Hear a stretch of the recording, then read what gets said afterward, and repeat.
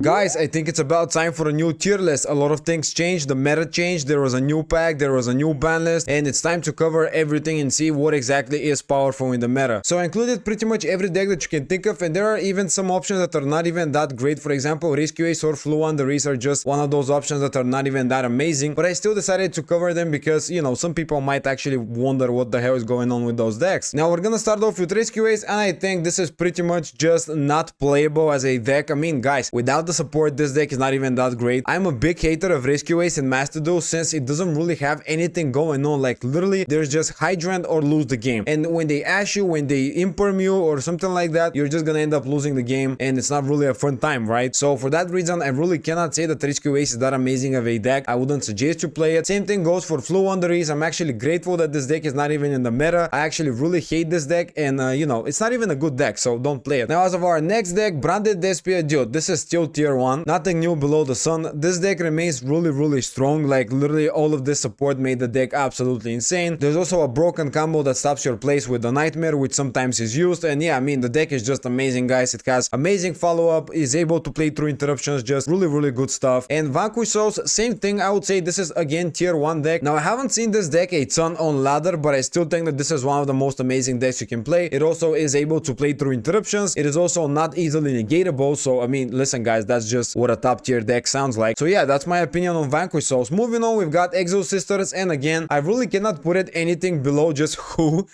because, you know, the deck is not really that great. I mean, it's just a decent option, like a rogue-ish deck, but I wouldn't say it's necessarily rogue because it's also not that amazing in general. Like, the consistency is not that amazing. There's also the Sakitama and the Aratama, which are kind of a small boost for the deck and maybe give you a little bit of a bigger chance of actually going into your Xyz place, which I guess is something, but I really cannot say it's that big of a deal. Like, literally, if you're sitting here and saying, oh, because of Sakitama and Aratama, the deck became a rogue deck, yeah, that's not gonna happen, bro. It's literally just extenders. Literally, one interruption on Marta or one interruption on Caspiteo and you're just lost. You don't know what to do. So yeah, I really can't say it's that big of a deal. Now, moving on, we've got one of my favorite modern decks, and that is gonna be the Mannadiums. Now, Mannadiums are one of those decks that are definitely really good right now. Now, I really want to put them tier 1. However, I don't think they are as consistent as some of the other tier 1 options. Well, Mannadium now has basically a 1-card combo, which is just Riumhard being able to go into everything you want, and it's a really good option as a deck to play. I would say that this is definitively the best tier 2 deck in the meta right now. However, I think that it lacks a little bit of consistency, and also, like,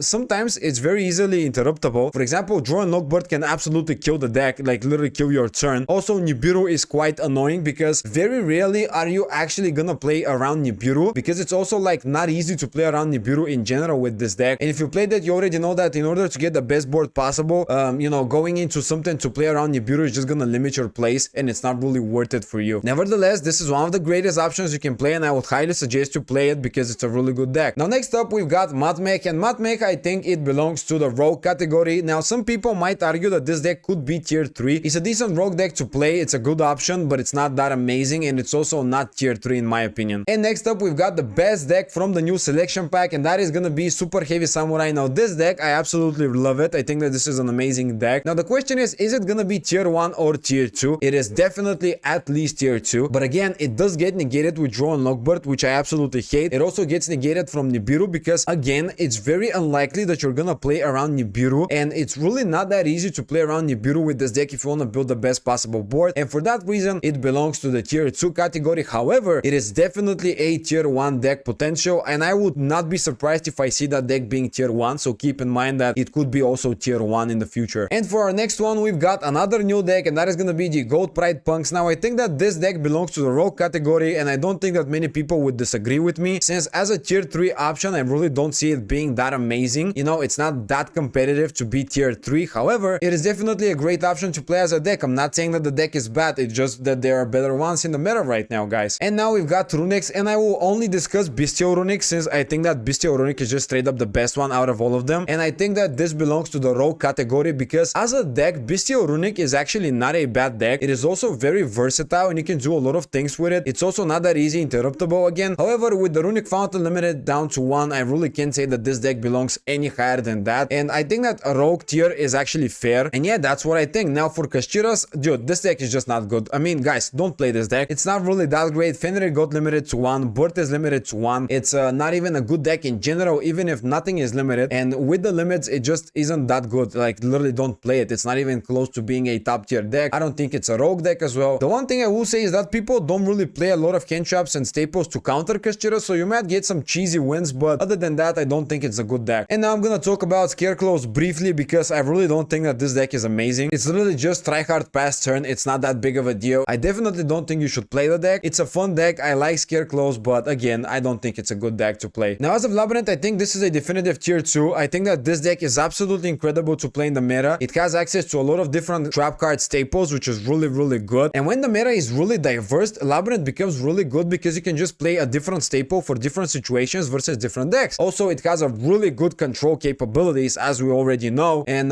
yeah, it is definitely a really good option. Now, when we talk about Swordsoul, I think that this is, I would say it's a rogue deck. Now, people might say that this deck is not even worth playing. However, I think that this deck is actually a pretty good one, since it's really consistent for one, and for two, it actually has really good tools to work with. It also has a really nice board going first, and it can also play through interruptions pretty well. So these are all really good things. However, the deck just got a little bit power crept, so for that reason, I don't think it's tier 3 worthy or anything like that. And you know, that's my definitive opinion on Swordsoul. I think that Swordsoul Teni, of course, I'm talking about Swordsoul Teni, by the way. I mean, like, Swordsoul Teni is the only real option to play with the deck if you want to play competitively, so of course I'm gonna talk about that only. But yeah, it's not that bad of a deck. It just got a little power crept. And as of tier now, bro, like, literally don't play tier limits. Same thing with Kashtiras. This deck got power crept. It is also a little bit nerfed, so I really don't think you should play the deck. Nobody really cares about this deck anymore. Nobody really plays the deck. Maybe if it gets a little bit of a buff, we're gonna talk about it, but for now it's just straight up not good. And as of Purlis, I think that this is not a terrible tier 3 deck. Now, people might say that this deck belongs below tier 3 or higher than tier 3, but I think this is just about the right spot for it. It got a little bit nerfed. It is also not that amazing in the meta right now. However, it's not a bad deck. It just got a little bit nerfed, a little bit power crept, but it's still a great option, of course. And now let's talk about the elephant in the room. Oh my god, this deck, bro, Dragon Link got so nerfed. Like, Chaos Ruler banned is something that I kind of expected to see eventually, but the Wyvern Burster was just a little too much. That was just overkill. You didn't need to do that. Now, a lot of fans of the deck might say that this deck is kind of good right now,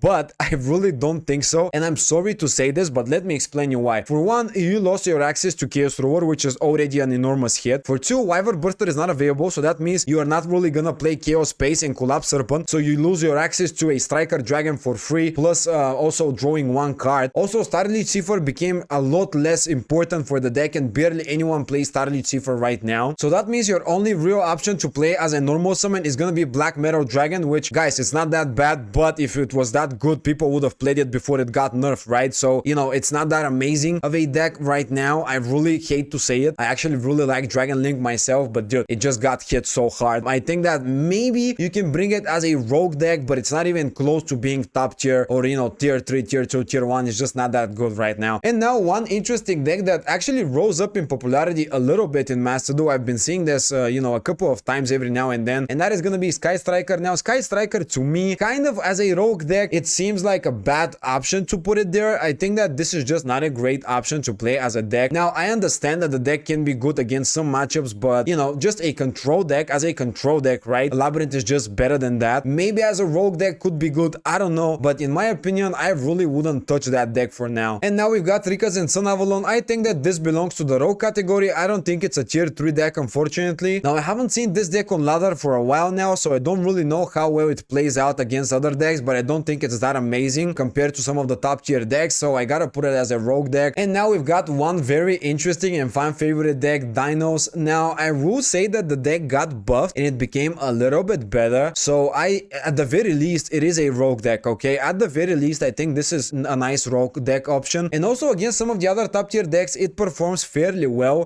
Now, it's really interesting for me to see if the deck can be tier 3. Some people might say it belongs to the tier 3 category. I truly don't know for sure whether it's a tier 3 or a rogue deck. I'm a really big fan of the deck. Okay, you know what? I'm gonna put it as a tier 3 deck, but it's a little bit of a wilder prediction. Maybe it will not become a tier 3 deck. Maybe it will stay rogue. We'll see, but I think that this is about the place where it belongs for now. And next up, we've got Naturia Runix. This is at best a rogue deck. I don't think it's even close to tier 3 deck. It might not even be a rogue deck. Some people like this deck, you know, some people play it. It has like decent results. However, I really don't like the deck that much. I mean, listen, the deck is not terrible, right? But it's just not that amazing. Runic Fountain is at 1, and yes, yes, the Noturias are a little bit annoying, but it's nothing that you just cannot deal with eventually. So I'm gonna leave it as, yeah, the bottom of the tier list. I don't think it's that amazing of a deck, I'm sorry. And as the final deck, we've got Dinomorpheus. Guys, I know that you're fans of Dinomorpheus, and I think that maybe it's a tier 3 deck. Now,